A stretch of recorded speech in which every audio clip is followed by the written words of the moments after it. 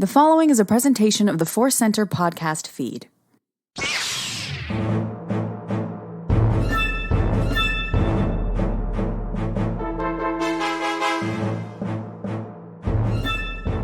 From the center of the galaxy, this is the ForceCenter podcast feed. I'm Ken Napzok. I'm Joseph Scrimshaw. And I'm Jennifer Landa. And we are all here to talk about breaking news from a long time ago, and a galaxy probably near Burbank, California. Some director rumors and stories to get to. And because the news, it's not that the Star Wars news cycle is down. There's news. Just a lot of it is Tony Gilroy and others talking about the shows we just watched over and over, which are insightful. There's some great interviews out there. I don't know if we consider that news. We'll put those into our Andor discussion. So we're going to have fun in the second half of the show reviewing a wonderful, sweet, whimsical, animated short that came out this week. That's right, Zen, Grogu, and the Dust Bunnies.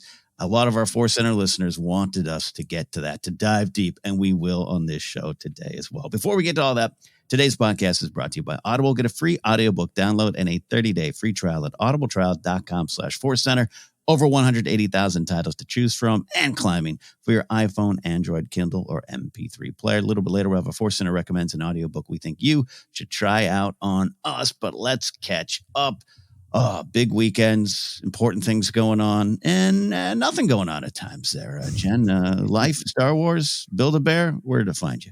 I know. I'm trying to think about what did I actually do? Well, I did watch the Grogu short, which we'll talk about later in the show. That was a lot of fun. And I really can't think. I felt like I was so immersed with Andor this past week because, the build up for this episode was the anticipation was high, and for me it delivered, and I just felt like I was really absorbing it and rewatching it and filming me watching it. So it was quite an Andor experience this past week. Yeah. But it was fun. Did you do a reaction TikTok to Andor that I missed? You know what? The TikToks are taking a TikTok back because I can't. I don't have my kids keep getting sick. I have another one who's homesick today. I mean, literally every week it's a new one. So basically my output has been stalled. My poor child has been asking me about the Nisa. Well, she's not really Nisa, but the Galactic Pal, the pink Ewok that I found at Target. That she's seen the video. Where is it, Mom? Where is it? I'm like, I have to shoot a review of the toy before you can have it. And today when I was like, okay, I'm going to go do the Star Wars podcast, she's like, ooh, and then I get the Ewok? And I'm like, no, that will be tomorrow. That's so great. A while back, when my nephews was younger, I was at a birthday party, and the poor kid just wanted cake, and there were just like a million different things. He had to sing a song and do a dance, and you'd sign a card, and like the poor child just wanted birthday cake. And I'm just fascinated with the different ways that children have to wait for things. And this is a new great one. You can have the toy when the parents have done the social media. Exactly. I'll get to TikTok soon enough. Tomorrow on Tuesday. A lot of teas. I love this. This is totally separate, but also really relates to what we do here. Growing up, and we were all in that generation of us, like, eventually you got to put your toys away. And hey, look, there's maybe some maturity to that. I get the thought behind it, but I always say pop culture is our culture. We grow up with it. It's just as important. And I love this, that, now a lot of kids are growing up with my mom's doing her TikToks. Like, that's something we never experienced. And I remember I was in my late teens, and my dad, I knew he had been a pro wrestling fan as a kid, and I was a big pro wrestling fan, eventually got into it, of course. And he sat down and was like, I used to daydream up wrestlers so that I wanted to be. And he was an artist, and he drew them. And I remember, I was like 15, 16, like, wow, you had a childhood. It was, and I'd rather have what we got now. Mom, can I have the Ewok when you're done shooting your TikTok? I think that's a wonderful thing. I know the kids at our school are always surprised when I accost them if I see that they have something Star Wars related, whether it's a backpack or a water bottle. Oh, I love that. Ooh, it's First Order. Cool. And the kids are like, who's this crazy mom? I'm picturing you there in full Padme dress of some kind. Right. We are no longer in the Jessica Walter, here's $1. Go see a Star Wars era of Oh parenting. my gosh. Mm-hmm. Yes. Go see episode 2 Attack the Clones. I love that there. Joseph, I know you had a full weekend, a wonderful event. I'm sure you talk about, but a lot of things going on. And I'm sure Star Wars found your way. Yeah, no, it was a full week, a full weekend. If anybody's following on social media, you might have been seeing that I was advertising my wife Sarah's dance show. Just kind of quick background. My wife and I saw one another perform before we even met, which sounds weird. I was doing comedy. She was doing a lot of dance. She was actually did some comedy dance in some of the comedy shows that I was doing with my brother at the time, eventually. So it's always been a big part of our relationship and history. And like, that's one of the first nouns I knew about my wife before I even, met her as a friend, is she is a dancer. And dance has just kind of taken a backseat while we've been in Los Angeles. And right before the pandemic, she started taking just a few kind of weekly classes just kind of for fun. And she got spotted and somebody invited her to do a show. Wow. And she started rehearsing for that show in February of 2020. And then, things happened. So this has been a long journey to finally do this show. It was phenomenal, great show. It was a sort of themed piece about the earth, about climate crisis. Dance is great because you can absolutely interpret it as you want. The choreographer even introduced the piece as like, I put it in the program that it's about the climate crisis, but if you don't want it to be, you just look at it and you decide what it is. Like it's it's a great way to approach art, in my opinion. But the reason I'm talking about it, besides just celebrating my wife, is it did make me think about Star Wars. I think one of the things I value about Star Wars is Star Wars always encourages you to be active, get involved, use your power, use your gifts. Everybody is unique. Everybody has value. Those are some of those kind of core ideas that I think go through Star Wars that mean a lot to me. And it was just really powerful to see Sarah get to dance again. I'm biased, but she's immensely talented. She has like just incredible poise and power. And like the last dance of the piece is a 9-minute solo that Sarah does, playing like in my interpretation, like an avatar of Mother Earth, of Mother Nature. There's like some weird spell moves. There's some moments like, my wife looks like a night sister. This is great. But the dance was about making a choice, using your power. And it just really got me thinking a lot about wanting everyone I know to find the skills that they believe in, the skills that they want to use, in finding opportunities, ways to, absolutely use your power, use your gifts. Don't be shy about putting yourself out into the world, because the emotional impact of seeing Sarah just be able to absolutely fully release and share her strength, her power, was really, really moving to me, and it made me think of that in the larger context. That's beautiful.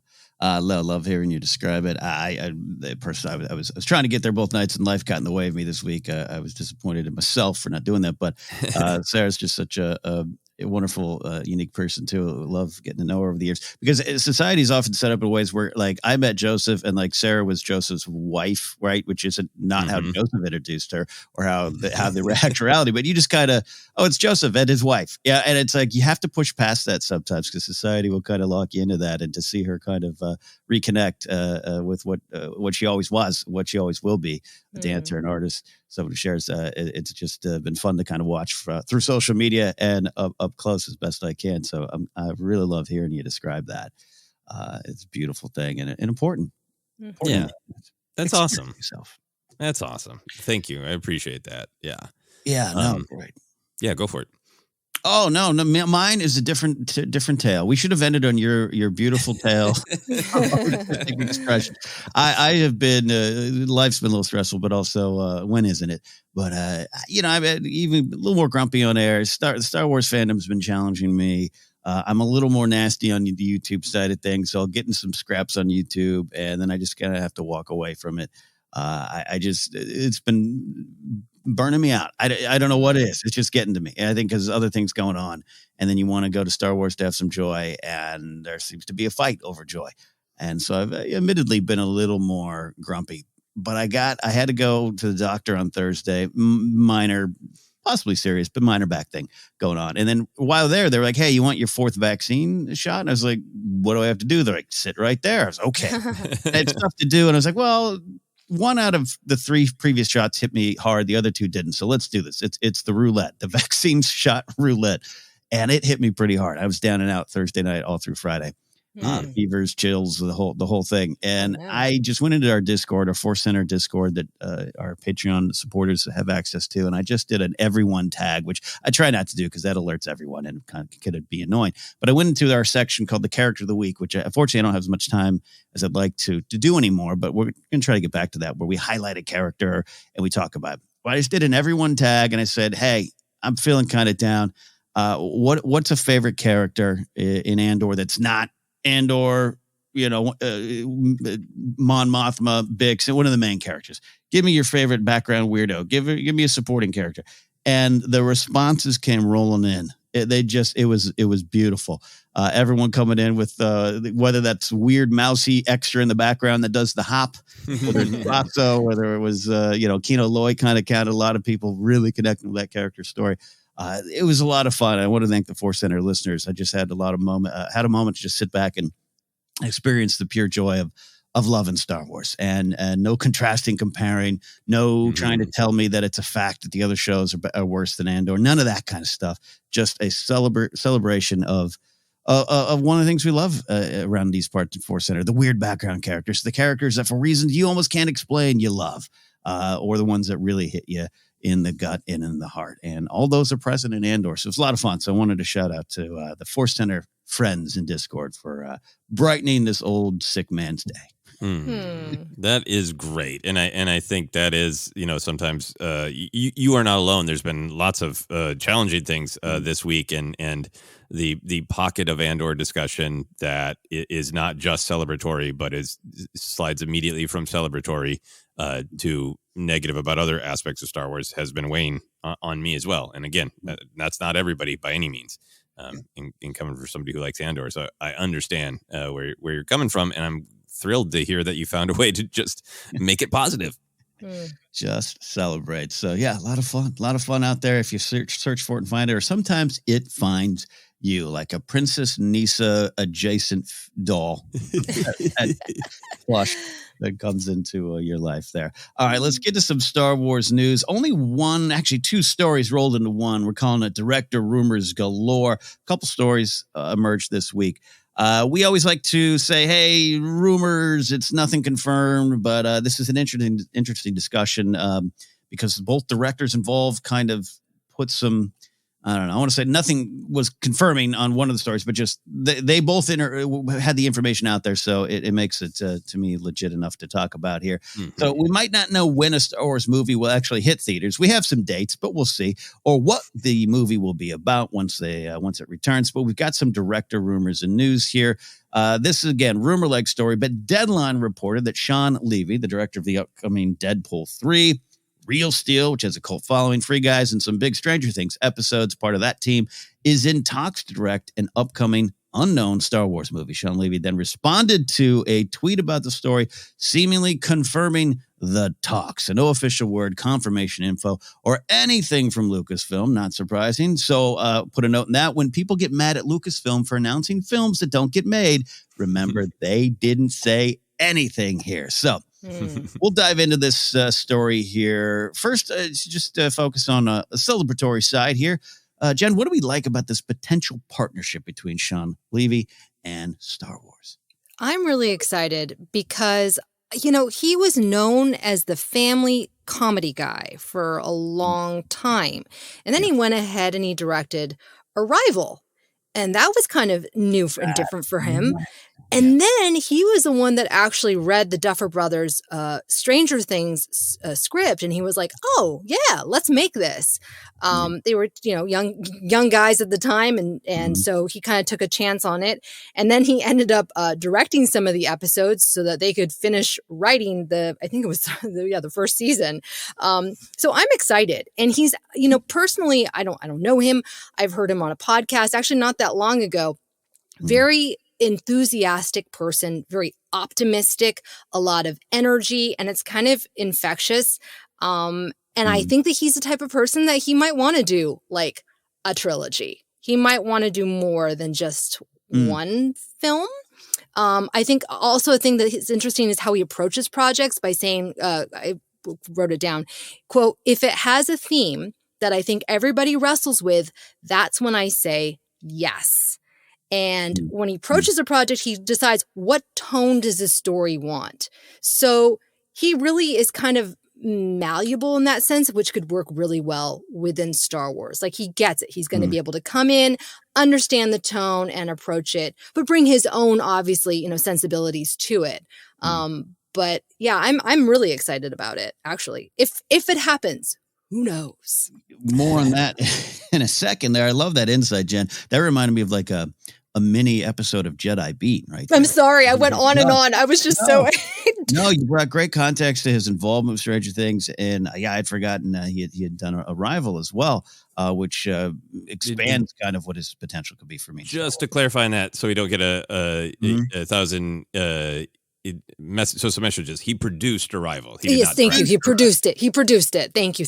Not have the clapboard. Got it. Yeah. Yes. Thank you, Joseph. Yeah, no problem. Love all that. I'm not super familiar with, like I said, Free Guys. I know what it is. I'm probably going to watch Deadpool 3. We'll see. Real Still. That's one, like I said, cult following. So that all kind of works for me in Star Wars. And I don't know. I love the context on his involvement with Stranger Things. I'm a fan of Stranger Things in a elevated, casual way, I guess you could say. So I think I get hung up on, well, that's the vibe that he bring over, which isn't a bad vibe. Just seems like with Skeleton Crew might be something similar. So I'm excited you brought in a little bit more of what he looks for in projects that could work in Star Wars if it happens, Joseph. But what do you like so far about the partnership? Then we'll get to the story itself. No, I mean, I think one of the things that I really like is for myself, absolutely making it very clear which Sean Levy this is, because there is a pop culture author named Sean Levy who wrote a great and defining biography of Jerry Lewis in 1996. And every time I've seen Sean Levy pop up, it's like, is that the Jerry Lewis book guy? And of course, it is not. There are two Sean Levys. I am not super familiar with Sean Levy's works. I've never seen the Night in the Museum. Big Stranger Things fan, and that all sort of attracts. I've been meaning to see his movie Free Guy. Free Guy, not Free Guys. Sorry. I don't want to be Mr. Correct, but Free Guys is cracking me up because it sounds more like a burger joint. It's a different movie. Yeah. A different movie. Yeah. But Free Guy is really intriguing to me because of the whole sort of video game pop culture aspect. So like looking at the things he's been involved with as a director and as a producer, there are these really interesting through lines that I think Jennifer did such a great job highlighting of an interest in comedy, a real sort of interest in what in pop culture community are sort of building blocks that isn't just like, let's riff on video games, but what do they mean to our life? Coming off of Stranger Things and even I don't know the Night Museum, movies, but to me, just even from seeing commercials and trailers, there's so much about that sort of childhood imagination perspective of what if everything came alive, so there's a lot there that I really agree with you, Ken, that makes me think like if Skeleton Crew wasn't already announced and happening, I would be like, he's gonna make a movie like this. And I'd be excited for that. So maybe a rom-com, maybe he's the first Star Wars rom-com.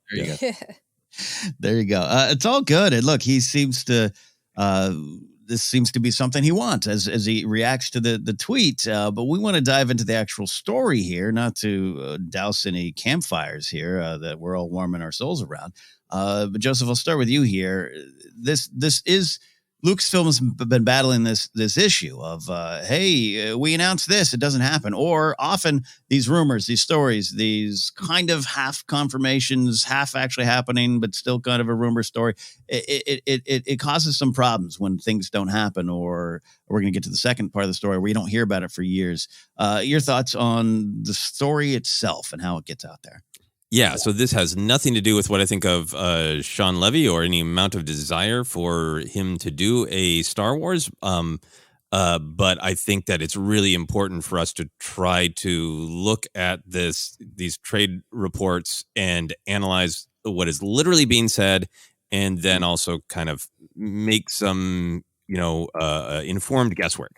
So what is literally being said in this article, I'm quoting, Deadline can reveal that Sean Levy is in talks to come aboard to develop, to direct a Star Wars film. Even in this, that's the big reveal, that he's in talks to come aboard, which that's almost like he is in talks to begin talks. The pen's not floating above the paper here. To develop, to direct a Star Wars film. So that's what the actual headline says. In my opinion, since it is the actual news that is being reported, which I entirely believe because it comes from a reputable paper. The news is that he is in talks with Lucasfilm. Sean Levy, the creator, seems very excited about doing a Star Wars film and wants to do a Star Wars film. He retweeted it and said he's thrilled. So if all of the news is coming from the creator who wants to do Star Wars, it is important, and this is not a judgment, to realize sometimes this is a negotiation tactic. Sean Levy is a great creator and therefore very popular.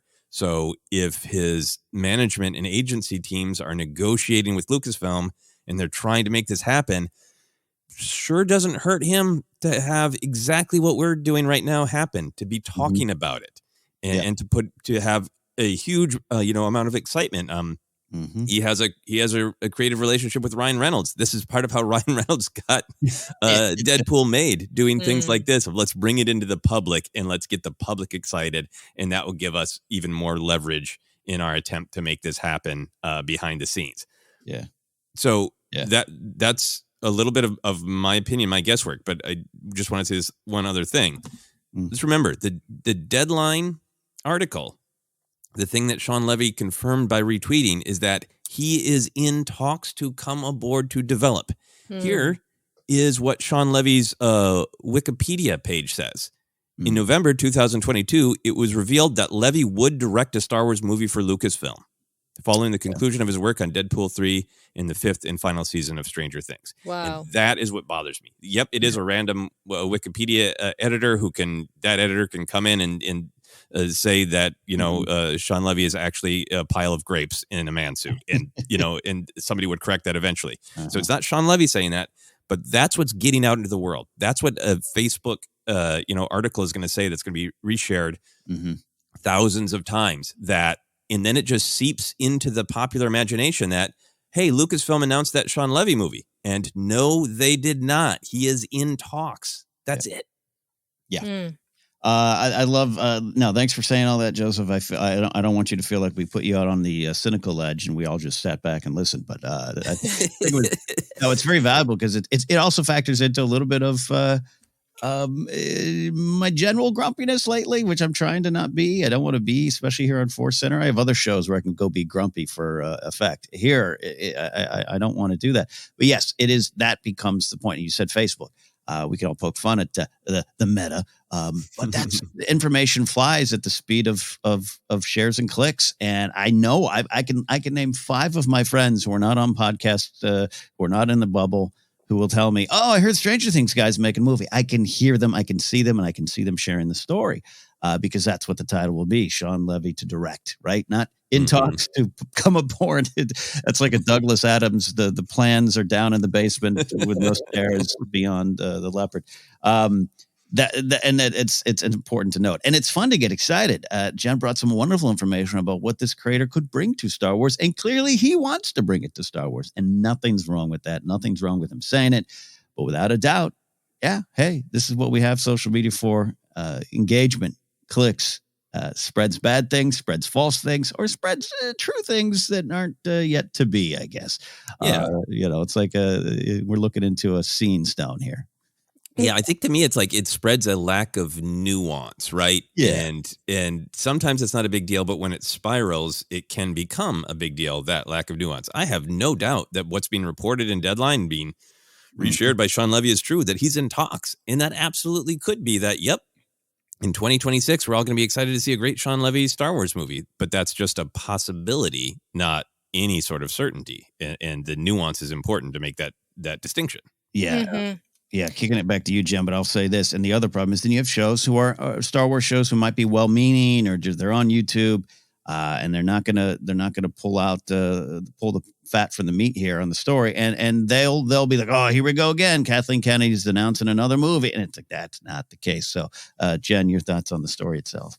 Yeah, it's interesting. The article, it says, we are trying to pry loose details of plot and writer.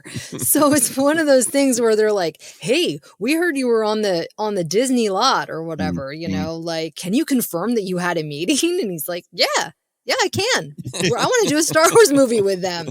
Yeah. I mean, but it's not surprising because he's already working with Marvel and Disney. So, obviously he has a good enough relationship where he would feel comfortable retweeting this because it's a bold move. I think he obviously has a good relationship with them where he can use that as like negotiating tactic, as Joseph said. But yeah. It will be interesting to see. He is a very busy man. He has like 87 projects in production development. He's a producer, he's a director, he's did a limited series. He just finished that. I think it's going to be on Netflix soon. So yeah, he's a busy man, but he sounds very excited for Star Wars. Yeah. Yeah, and hey, that's something we do love around here. Someone that well, any final thoughts on that story before I move to the second half, Joseph or Jen? No, I hope that I'm not coming off too strong. My passion is for us analyzing news as exactly what it says, not jumping to conclusions. And any negativity isn't about the creator, Sean Levy, or people excited about the possibility of him doing a Star Wars movie. No, I think you're absolutely right. This is like thinking polls win elections. All right, you got to look at the actual truth and end result is here. So no, I'm with you on that. I think it's important, and no, I don't think you're coming off as cynical. I hope or grumpy. I think I am, but also. It's just important because then you actually do get the stuff. Look, and so there's a lot of truth. I'll say this too. Hey, a lot of films have been officially announced on StarWars.com. Anthony and Andy announced it, or Kristen Baver recently, and they didn't happen, and that does create confusion. And that's always going to be the case. I really don't hold anyone to the flame over that, Kathleen Kennedy or lower at Disney Lucasfilm. If you got something official and paperwork signed, do it. And then if things still don't work, that's the case. That's going to be the case.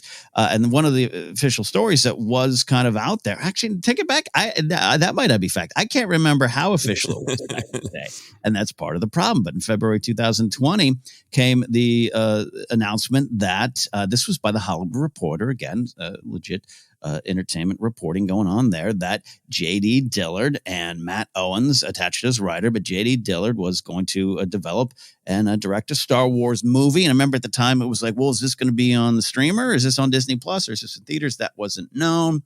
And Dillard, he appeared in The Rise of Skywalker as a stormtrooper. He worked on The Force Awakens for Bad Robot. A Star Wars fan talked about how the TIE Fighter video game got him into Star Wars, which I understand. It was a great game in the mid-90s there. And that's the last we kind of had heard of it. Dillard's project had faded from the news spotlight and even the fandom discussions. So this week, news got out, and Dillard confirmed it that himself saying, my Star Wars movie is unfortunately no longer a thing. It was not for lack of trying. So there is a reality too, where he was in talks. He was beyond talks, probably developing, probably working on something, and it didn't come to pass. So we'll start with just that story itself, that J.D. Dillard not currently, who knows in the future, not currently doing a Star Wars project. Jen, your thoughts on that? I wasn't too familiar with his work, but I do know that he has directed a few sci-fi horror projects, which could have been really interesting to see his take, bringing that hopefully to Star Wars. That would be something fun and new. One of the things that we've talked about is like working in the Star Wars space is really challenging. You can be a phenomenal director, but look at Patty Jenkins, it just did, well, at least we don't know, but for right now, it just didn't happen, whether it's schedule, whether it's differing creative visions. timing. There's just so much that goes on that by the time that somebody is actually confirmed on a project, there has been so much negotiation and discussion and treatments and all this stuff that's going on behind the scenes. So, and it's kind of interesting because with Star Wars, it's like, or Lucasfilm rather, like everything is so public. This happens all the time in the entertainment industry where, people get attached to projects and then, 5 years later, a new director or a project doesn't get made for 20 years or something, right? It gets shelved. Very, very common. It's just so like it becomes news on YouTube or wherever on blogs. Oh, this person's no longer attached. And then you have the awkwardness of these directors and writers having to say, yeah, sorry, guys. I really wanted it too. So it's just kind of a funny thing with Star Wars that we're dealing with here. I think it's a great point. You say that it's very public, as it should be, right? This is entertainment. This is there's a business behind talking about it. I get it, but it's I'm in talks with myself to maybe start a Bigfoot podcast. Probably not going to happen. In talks with myself over it there. No one knows about it until now. I just revealed it. Yeah, and as far as losing him, one of those. I think I even said before, like he's a creator I'm not super familiar with, but Star Wars would be my path into his skills, and that's just kind of because of my fandom, my level of fandom for Star Wars, what we do here in the podcast, that's often all I have time for. If you come into Star Wars, I will know you. If you don't, nowadays, unless I already knew you, I might not have the time to discover you. And I loved his appearance in Rise of Skywalker. He and George Harrison's son, Danny, are the stormtroopers in that scene. And I just absolutely love that moment. George Harrison is my Beatles. So Danny being there is amazing. So I was excited to see someone like him bring his perspective, some needed diversity to the director ranks, all those kind of positive things. So it's just like, it's a bummer. Also just a kind of a bummer when someone's like, man, I was looking forward to this. And no, I can't. That sucks. We all experience that, so that's there. But yeah, again, go to the story, Joseph, and your thoughts on Diller as a creator as well. It's kind of, it's the thing. And now it's like another movie lost, but really, I don't think it was. It just didn't happen. No, it's like, we're seeing behind the scenes that we normally wouldn't, there are, a million projects that were in development that did not get reported on and did not appear on your television or your movie screen and never will. If you just pause and listen quietly in Hollywood, you can hear echoing through the hills the sound of 1,000 projects dying every minute that were as far along as this, Producer is a really flexible term in Hollywood. Perhaps even the most flexible term is developing or in development. That can mean Amazon already bought it and Jeff Bezos is giving you notes. It could mean that level of commitment, or it could mean you and your agent are going back and forth on the script and who you should try to sell it to. And both things are called development at different stages. So development is a really, really slippery term all by itself that I think we should kind of have our eye out for in these kinds of articles, First of all, sorry, you're making me laugh because producer is a term used in a lot of bars during pickups. All right? It's a wonderful term. Yeah, I'm a producer. Yeah. And sometimes that means you've done everything under the sun to make this a reality. And sometimes it means, I've invested some crypto, or you're a friend of somebody and they're like, oh, I want to give, or a brother, I'm going to give my brother the producer credit. He donated a little bit of money. He let us shoot in his garage. He's seriously. Yes, I have had that experience. So producer, developing. I mean, once a film's made, and anyway. I mean, I think for J.D. Dillard, I didn't know a lot about him as well, but looking into the things that he'd made before, I agree with Jennifer. I was like, oh, this is a really interesting perspective. I think he's a little younger. Obviously, it has a different cultural perspective. So I was excited for all of those things, for the possibility of his film. But I think this is the thing for me is I don't. There are those articles that sometimes like check down all the Star Wars movies in development, and I don't ever think of those are slated. They're coming out. I didn't. Yeah. This is a bummer, but it's not shocking to me anyways, particularly where we're at with Star Wars, where they've been, for a while now trying to figure out what's next for the cinema side of Star Wars. Yeah. Look, it's a little important. And I don't want to feel like we're giving giving out free lessons on Hollywood. I think people get it now, but it's part of the conversation, right? Where part of my frustration sometimes lies with, hey, you might just be a fan and you listen to a lot of these insider podcasts, but that doesn't necessarily mean the full scope. Like this is a weird person, but like I had a project. Bezos himself called Amazon and said, give these people what they want. It's a longer story. I can't give the details. Whoa. It didn't happen. Oh my God. It didn't happen. It got held up with lawyers. That's how much, these things, the razor's edge of your career and life falls like it's that sharp sometimes. It's frustrating, but that's why, I think it's important to dive in because these stories popped up almost on the same day. And the Levy one, understandably, kind of got a lot of headlines. We're talking about it. We're absolutely talking about it because there's potentially he's a great creator and it'd be fun having him in Star Wars. We should talk about it. But it's also the same week that 2 years later, almost 3 years later, this guy's like, yeah, mine's not happening. And I think it was very interesting to have these two stories pop up on nearly the same day. And while we're diving into it there. So anyways, tweet me if I'm being an a-hole. I don't know. I tried to have a realistic look at these stories here. Yeah.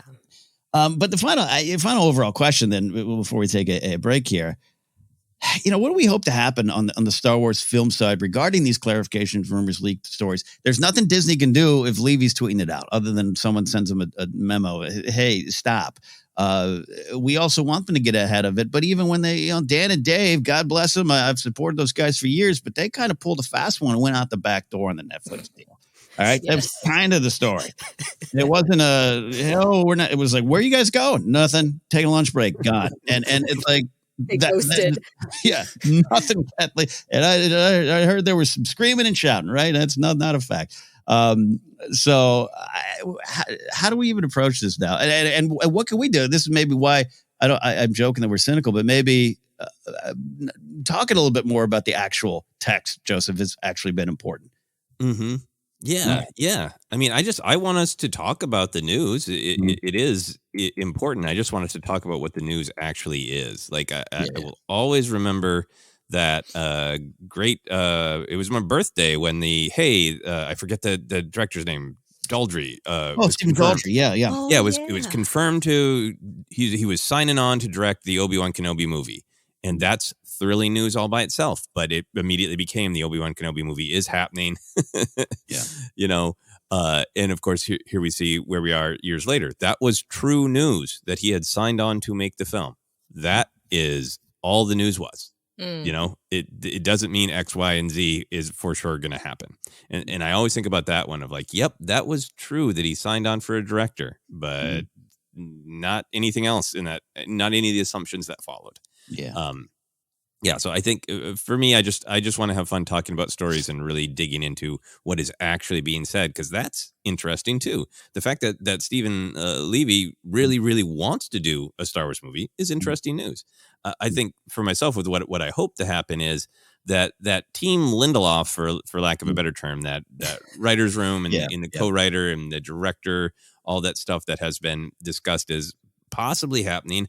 I really hope that's all true. I hope that gets announced, by Star Wars Celebration at the latest, because I think kind of the next big movie that is looking like it's happening, officially announced by Lucasfilm, right? I think that will help put in perspective the fact that there's a lot of these movies like J.D. Dillard's that are like possibilities that are in talks that are going to sort of winnow down once the new direction for Star Wars in movie theaters gets sort of announced, and I want Lucasfilm to hopefully not make any announcements until it's rock solid. Who knows if Patty Jenkins' Rogue Squadron is on the back burner or the pilot light has gone out of that oven entirely,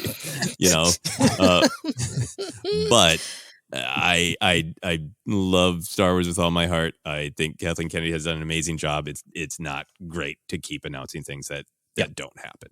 Yeah, it's not that it's been handled. I don't want anyone to think I think it's been handled perfectly over there. I don't think it has. I think some things are out of their control. I think some things legally you can't say, like, if you're Gareth Edwards and take a deal to say you're a director, that's one thing. And if you're signing, whatever you that allows you not to say what happened on Solo. There's nothing you can do about it. We're going to talk about it. We're going to speculate. I'm going to speculate. You hear rumors, but none of that's fact. As I always say, we're not in the meetings. But I wouldn't mind. I don't want a Kathleen Kennedy YouTube stream town hall. I don't think she doesn't owe us anything, but it wouldn't hurt just as a fan. And maybe I'm asking too much as a fan. Hey, just get out in front of it, or maybe talk honestly. And sometimes it does come out. You mentioned like the Kenobi stuff. We do get years later. Oh yeah, no, that was going to happen, and it didn't. And again, I don't expect them to talk about it. I don't think they should talk about it, all the details. But eventually, hey, here's what's going on, or here we tried here. I thought Iger at times, though Uncle Bob was honest when he could be or wanted to be about. I pushed for the release date. That was on me. He's not perfect, but at least he did that. Yeah, maybe that's my only thought too. Is I think they're aware. I think the social media on Star Wars, which is an entirely different department, has been more engaged and helps them be more out in front, or just helps them feel present. So maybe that's needed on that side too. But because then you get the stories of, well, Disney's told Kathleen not to announce things. I'm sure, but I'm sure it wasn't a mandate, or it was probably just over lunch. Like, let's wait a second. I don't know. I don't know. It's also the nature of the business, and all eyes are on Star Wars, as it should be. It's a big brand there. So Jen, what's the final answer? What do we do? Solve this for us. Oh my gosh. It just reminds me when I first started in Los Angeles, and I really would believe people when they say, oh, I'm going to introduce you to my agent. I have a project that you'd be great for, right? You really believe them. And then you begin to realize, 5 years later, those things don't come to fruition. It's just the way that Hollywood is. They wheel and deal, and everyone's going to help everyone out. And I got something for you, and we're going to do this, and this is developing. It's just the nature of the business. And I think it's just much more public, like I said, for Star Wars, but it's going to continue happening. And there's some things that they'll be able to control and some things that they won't be able to, like obviously this thing with Sean Levy. And I don't know what they do. I think that they've really pivoted, and they've done a great job with the social department of getting ahead of these things or announcing things. I love the point about Bob Iger, because I do think he was really very honest at times when he could be.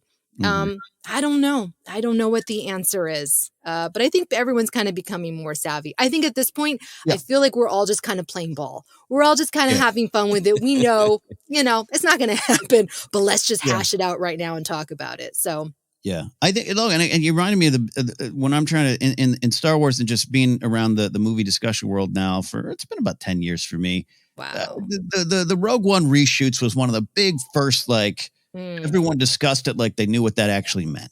And some people did. And even at the time, I was like, oh, why we okay? And that term just became a punchline, right? The Rogue One reshoots. My friends over at the Wangers, Amateur Hour Phil, Christian and Cody Hall, they still make jokes about, Rogue One's being going through reshoots. Like, it's still a fun thing. That was the first time I was just like, whoa. Do we all understand what this means and why are we breaking it down? And should we be breaking it down?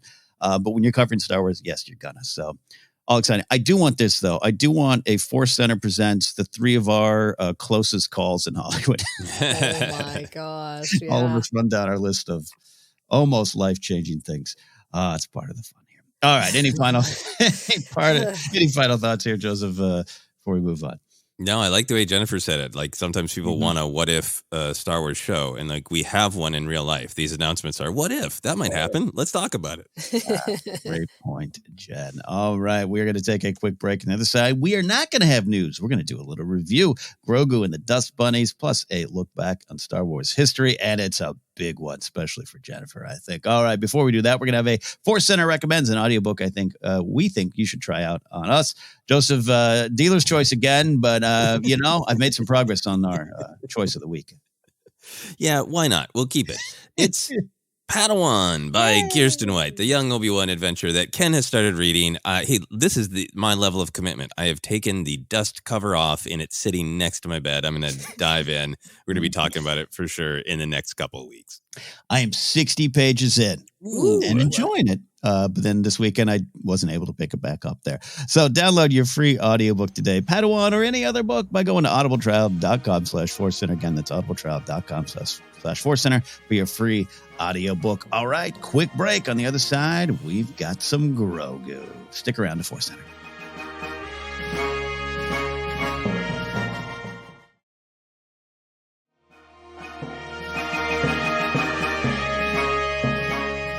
Welcome back to ForceCenter. We're taking a look at Star Wars news. That's what we normally do, but we're putting the news aside right now because, wow, after a social media tease in the days prior from Star Wars and Studio Ghibli, which I've been saying Ghibli. Is that right? Does anyone know? I should have looked that up. I looked it up, and it is complicated. Okay. Apparently, the one of the great masters of the studio says Ghibli. But a lot of people say Ghibli. So we're trying. It's one of those things I see, and I've said it to myself. It's like a Star Wars name itself. You've said it to yourself, and then someone says, and you're like, oh, I wasn't even close. But we'll say Studio Ghibli or Ghibli. They eventually, so what happened? They did a great social media tease, and then they released a 2.5-minute hand-drawn short film by the studio and director and animator Katsuya Kondo called Zen, Grogu, and the Dust Bunnies, released on Disney Plus, which is exciting. We're going to talk about just, having those things around there, but this is our mini review. So we'll start, Jen. What do you think about hearing the news? Like, hey, fun one-off, curious oddity, canon answers to important questions. How did you approach it and watch it? I was so excited. I squealed when I saw it on Instagram. I immediately told my 7-year-old. She squealed as well. We both love my neighbor Totoro. And so that was just so and obviously Grogu was a big hit in our household. It was just so exciting. And I didn't know what it was going to be like. I knew it obviously would be short. I was hoping it would be a tom poem. Kind of was. And this partnership, they both bring a special kind of magic. And it's kind of the perfect character to do it, Grogu. So I was just thrilled. And it came out of nowhere, which, you know what? I'm happy, right? We didn't hear about at least I didn't hear about this partnership or, they're going to do this and that. No, it just, surprise. We're going to have this for you all, for all you fans. Yeah. That'd be great if they did a movie like that. Surprise, Ryan Johnson tomorrow. Exactly. No, that's impossible. That's great. Great way to take it in. Joseph, were you in that ballpark as well? Or were you like, finally, we know what happened to Grogu before he met Mando? Yeah, so I had an interesting journey. I'm a big fan of Studio Ghibli or Ghibli, regardless of how you pronounce it. I'm a fan. Really like My Neighbor Totoro. Seen Spirited Away a couple of times. I feel like a lot of their films have in common with Star Wars this sense that of younger people discovering that there's a larger world. Very Obi-Wan talking to Luke. Taking your first step into a larger world and there's a world of fantasy and there's more beauty to be found there, but there's also frightening things to be faced and to be dealt with. And there's a stronger connection to nature. So there's like a lot of great things that are, really in sync with Star Wars. I missed the Grogu hints over the weekend. So I was real busy. So I just saw the announcement of like just the logos of the studios together. Right. Yeah. And I was like, oh, great. This is great. There's going to be a feature-length film, in the general, mold of the Star Wars Visions, partnership. I just thought there was going to be a full, like that. Don't worry about if it's canon or not. Just go make a great 90-minute, 2-hour film. And then I realized, it's a Grogu short. Yeah. When it dropped. And I was thrilled that they actually did do something for November 12th because I am an actual Disney Plus Day purist. I was annoyed when they moved Disney Plus for whatever marketing reasons. I'd rather have the actual celebration of, the launch of Disney Plus and the launch of Mandalorian and that actual history that we all lived through. So I was happy that they noted it with this fun short. No, it's a great way to look at it. And I will admit to being, maybe it's because I was feeling a little bit more of the grumpy energy last week. I am aware of Studio Ghibli, but I'm not I didn't take in any stuff before. That's just, again, I don't watch a lot of things. So that's on me, not them. I remember I saw the tweet. I was like, whatever. I don't know. I just was in that spot. I got to be honest. I was just I don't. I got things going on. And this is again, to the ForceCenter listeners who support us. We enjoy all of our listeners, but those who make the commitment to Patreon, we really appreciate because they get into our Discord and we get to know them. And there were some wonderful folks who just were like excited about this. They had energy that was so positive. And then they were kind of almost fun in a very fun way, challenging us to review it. We want the why of the Dust Bunnies. We want ForceCenter to take a look. So I was like, you know what? was sitting on my couch yesterday trying to pull Star Wars news. And again, like I think Tony Gilroy's been so insightful in his interviews, but I'm like, I'm just watching the show, Tony. Like, talk about it afterwards. I don't want another interview. That's not news to me. And I was getting in that grumpy spot. And I was like, you know what?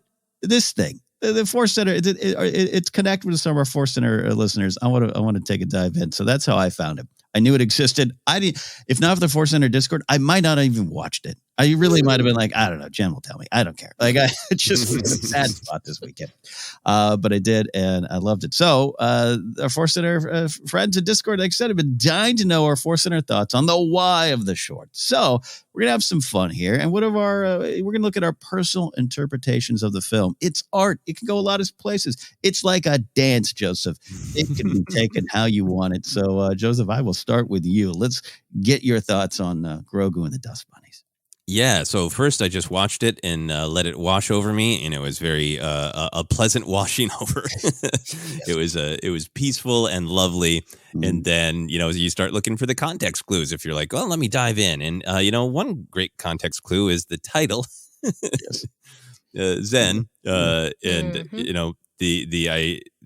Zen is obviously an extremely complicated thing that gets.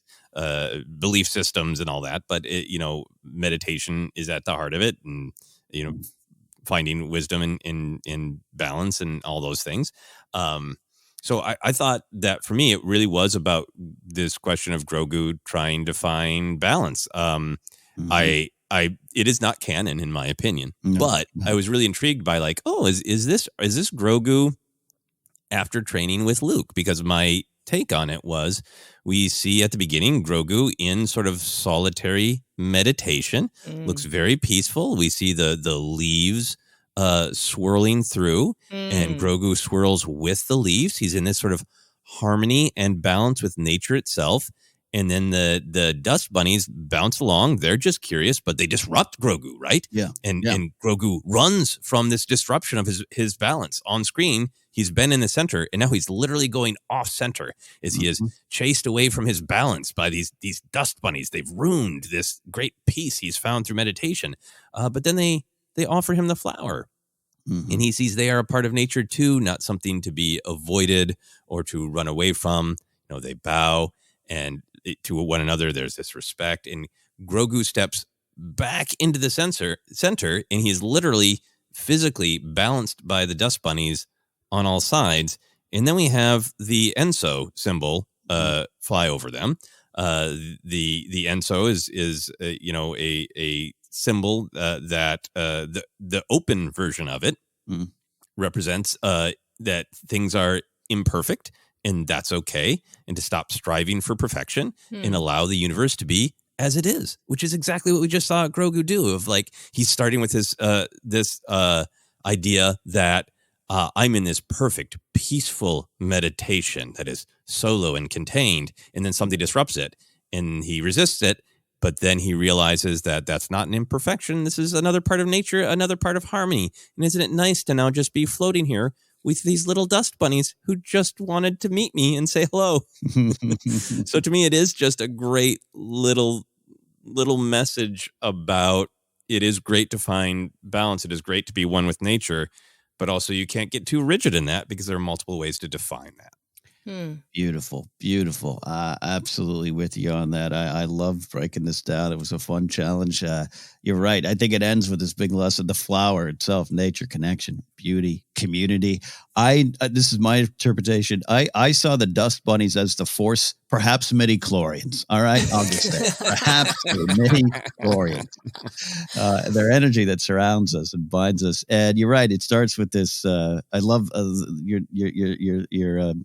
insight on the, him either to the left or the right, and finding balance, I think, is tremendously important. Contemplative is the way I took it. When the Zen state, he's alone, but there was definitely a moment when he seems to awaken, and it definitely a Grogu searching. And I do think it ties to a lot that we saw in the Book of Boba Fett, a lot of where he might be going. Again, this is not. They're not. Favreau didn't call up the studio and go, "Hey, I'm going to. Could you tease up as a season 3 with this?" But I think if you're watching season 1 and 2 of Mando and you're watching Book of Boba Fett and you're a fan of Grogu, I think he does represent this. He does. This is part of his journey and what's going on. So I love seeing him. Plus, he's just so darn cute. And I love the design choice. Kind of almost an alternate version of Grogu from some of the other designs. The big Chihuahua ears flying out. I absolutely love that. So I'm with you on that, Joseph. It really was this journey. And when you're open to something, that flower was great. Him literally running away or doing the little Grogu shuffle, a little bit more of his feet moving there.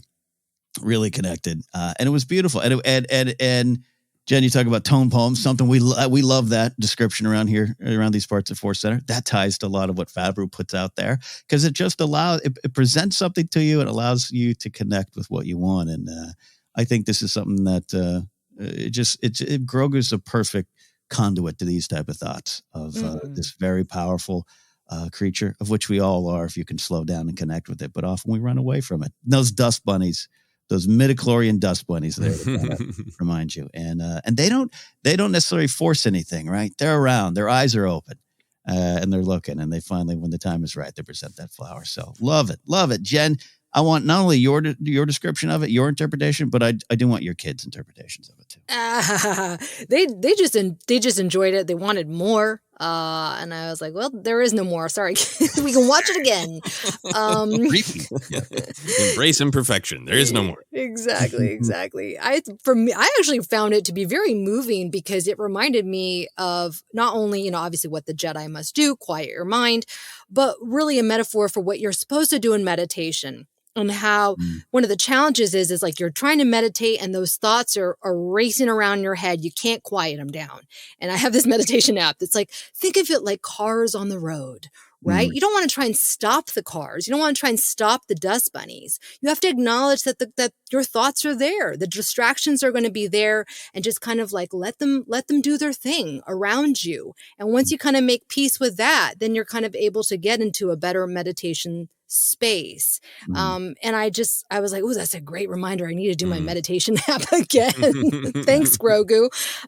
Because in the end, he does find peace with it and he finds peace within himself. But I love that interpretation too, that it is like a continuation of him with his after his training with Luke. I like that. Or maybe I mean, I don't normally obsess on canon, but I feel like season 1, season 2 of Mandalorian Grogu would have probably force pushed or tried to eat the dust bunnies, right? Yes. And the Grogu that saw the pain in the Rancor's heart and helped him take a nap. That seems like the Grogu that we're seeing in this short of like, oh, this is conflict and maybe I should run away from it. Or, oh, this doesn't have to be conflict. Nice. That's why everyone should watch the Book of Boba Fett.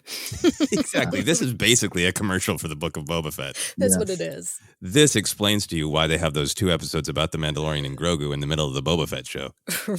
Yeah. But now I've got to have the Grogu just chomping on a dust bunny.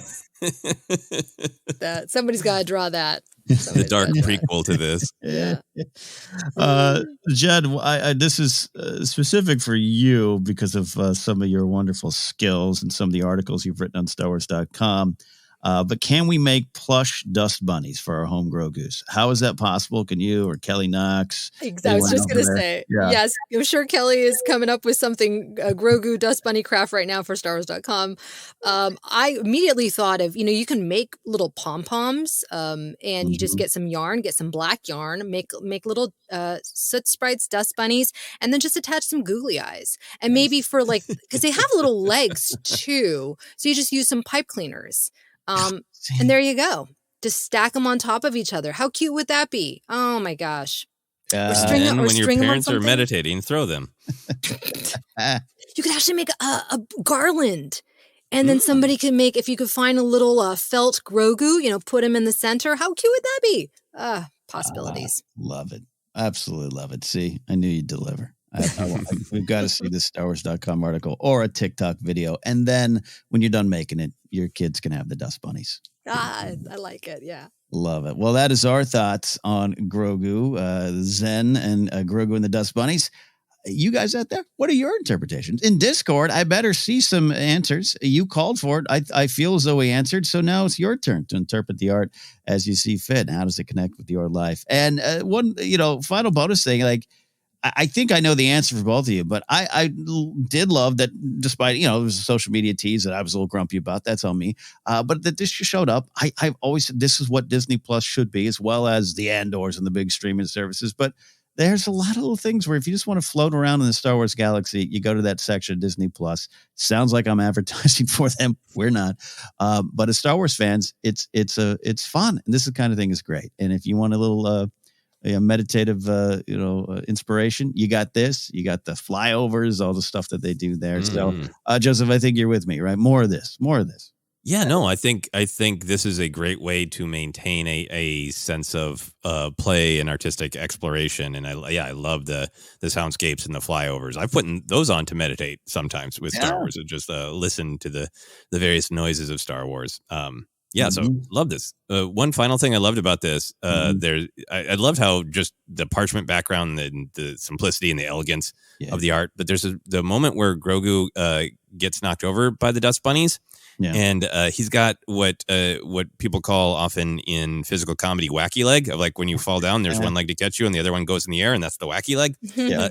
Grogu totally has wacky leg with his little claws. The one leg sticks up, and I love it. Look for wacky leg. Look for wacky leg. I'm scrolling through right now. You got the humor with the Lego stuff. You got the biomes, the fly-throughs, the walkthroughs. Give it all to me, Jed. I imagine you have the same feeling for it too. But as a parent too, there's hey, you want your kids to sit in Star Wars. This is where to go.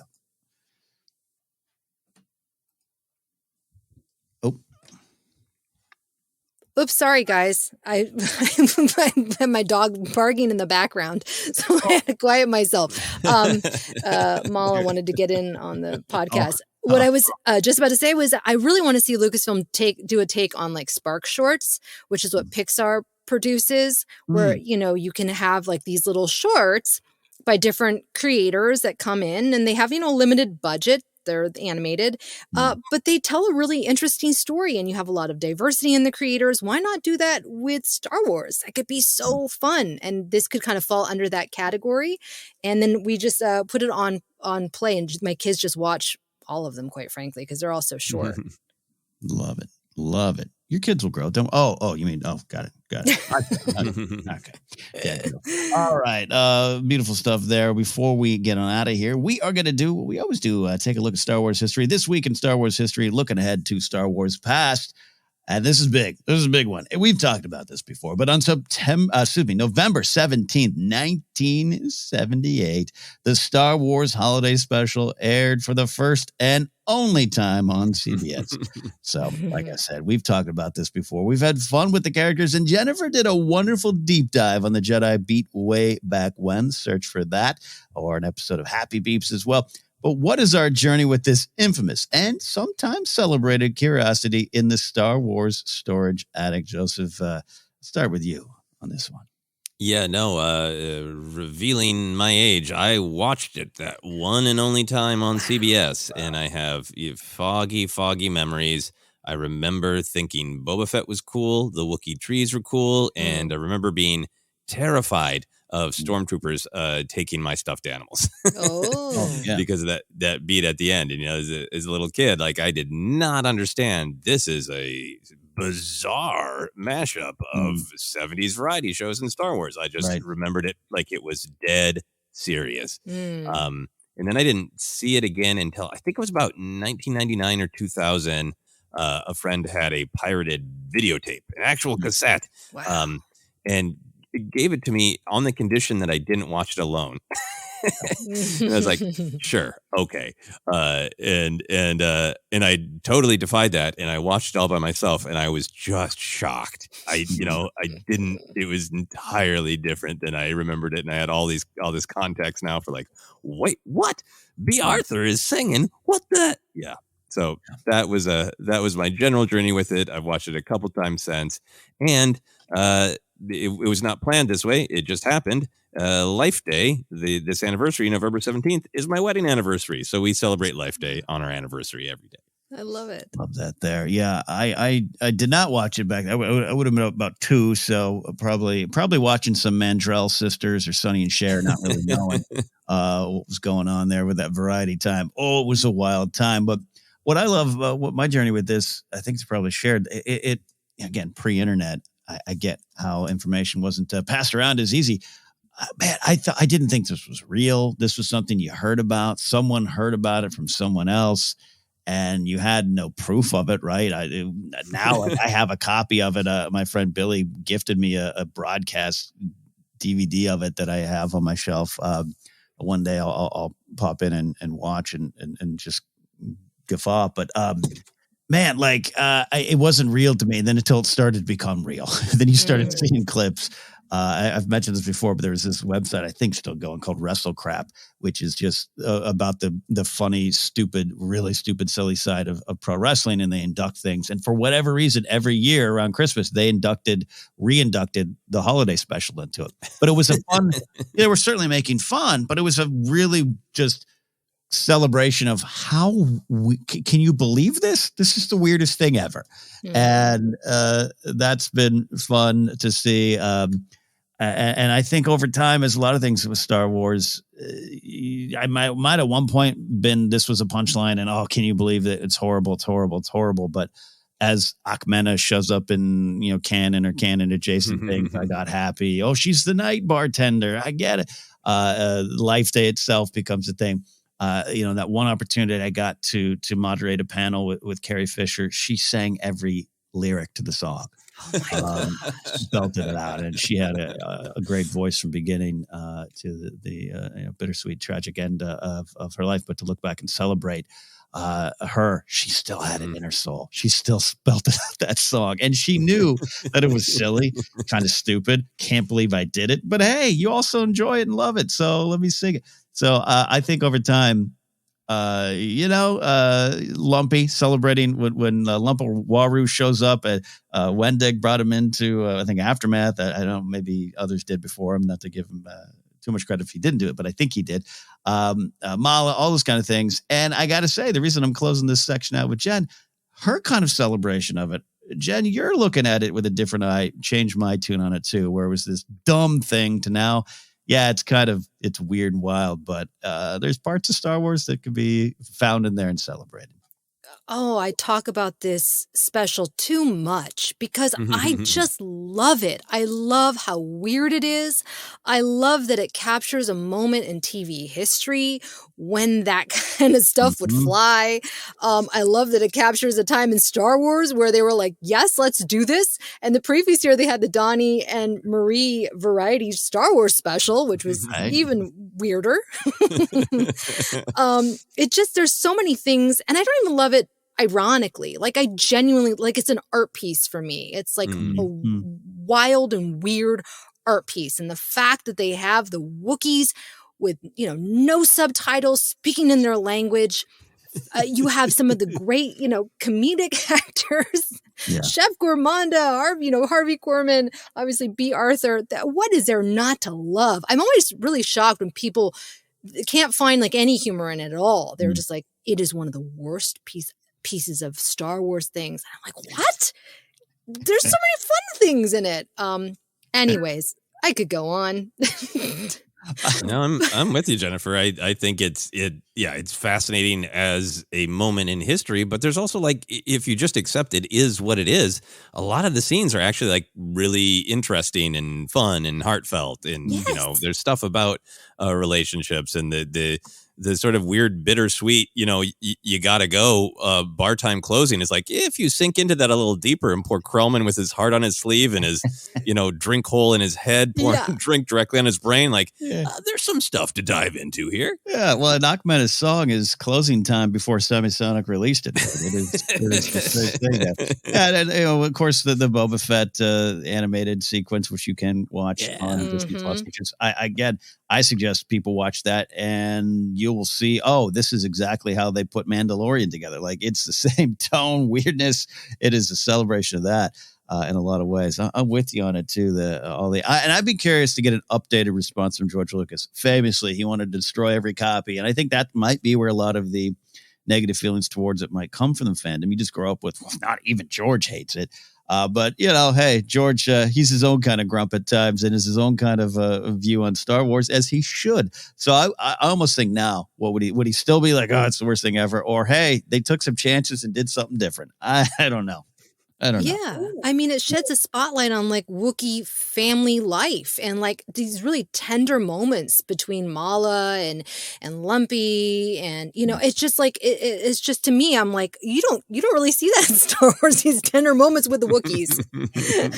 Oh, Yeah, yes. And poor Mala, who looks frazzled in the kitchen. Who can't relate to that? And let's Chewie, you're always out hanging with your friend. You're come on. I mean, Right. It's still one of the big unanswered questions for me in Star Wars. What's going on in that family? Yeah, of course, Itchy. He's got a unique place in Star Wars. I'll just say there. So there you go. November 17th, 1978, the Star Wars Holiday Special showed up and changed the Star Wars landscape forever there. All right. We are almost out of here. Before we do, we're going to let you know where you can find us. We're on Twitter still at ForceCenter Pod. We're on Instagram and YouTube as well. We are, I'm going to get up my calendar because I forget what day it is.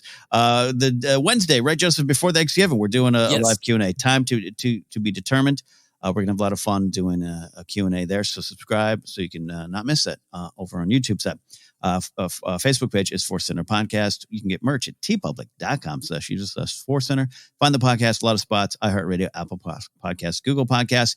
And you can support us directly at patreon.com/ForceCenter. As I mentioned, from there you get into our Discord where you can lift my spirits. That's not the only reason. Great conversations.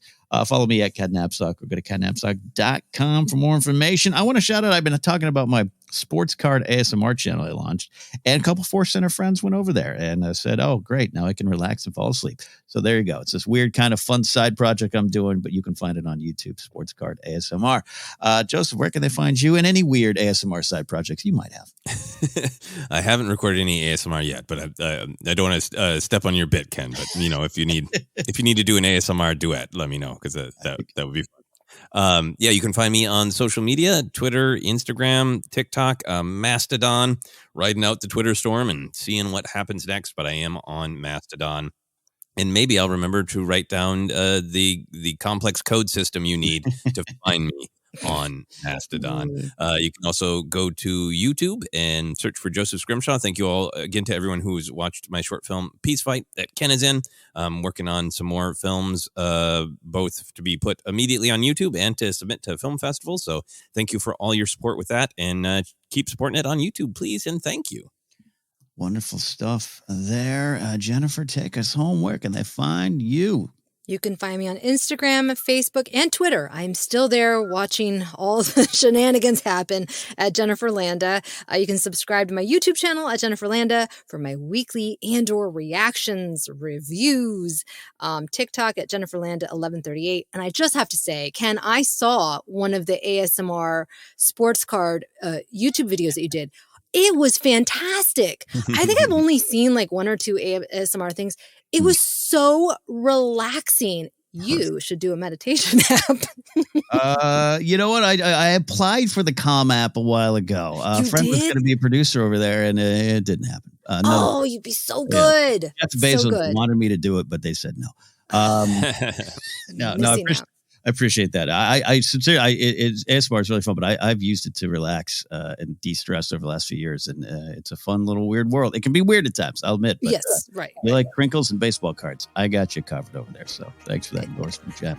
Yes. All right, that's it for this week. So for Grogu and those dust bunnies, which you can definitely make, we'll see you next time here on ForceCenter.